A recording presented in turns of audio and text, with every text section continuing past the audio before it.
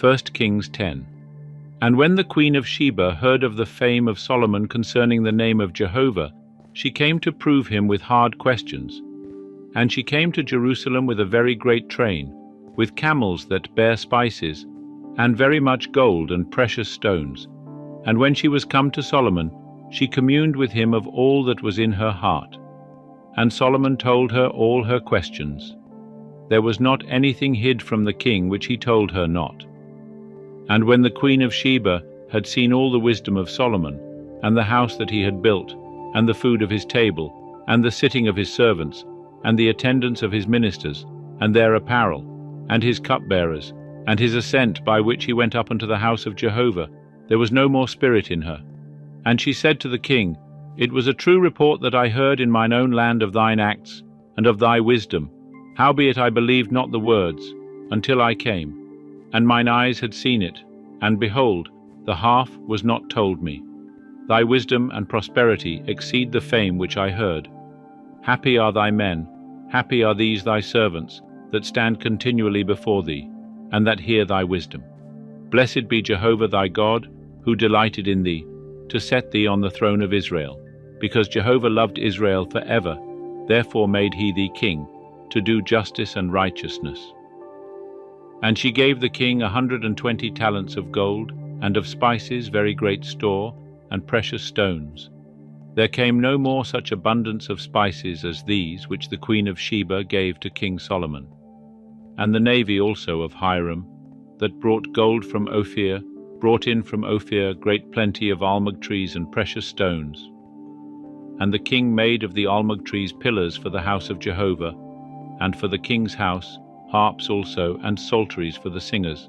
There came no such almug trees, nor were seen unto this day. And King Solomon gave to the Queen of Sheba all her desire, whatsoever she asked, besides that which Solomon gave her of his royal bounty. So she turned, and went to her own land, she and her servants. Now the weight of gold that came to Solomon in 1 year was 666 talents of gold, besides that which the traders brought, and the traffic of the merchants, and of all the kings of the mingled people, and of the governors of the country. And King Solomon made 200 bucklers of beaten gold, 600 shekels of gold went to one buckler. And he made 300 shields of beaten gold, 3 pounds of gold went to one shield. And the king put them in the house of the forest of Lebanon. Moreover, the king made a great throne of ivory, and overlaid it with the finest gold. There were 6 steps to the throne, and the top of the throne was round behind. And there were stays on either side by the place of the seat, and 2 lions standing beside the stays. And 12 lions stood there on the one side and on the other upon the 6 steps. There was not the like made in any kingdom.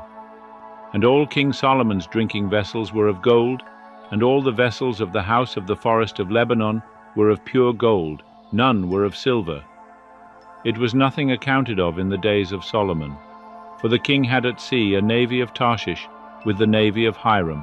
Once every 3 years came the navy of Tarshish, bringing gold and silver, ivory, and apes, and peacocks. So King Solomon exceeded all the kings of the earth in riches and in wisdom, and all the earth sought the presence of Solomon, to hear his wisdom, which God had put in his heart.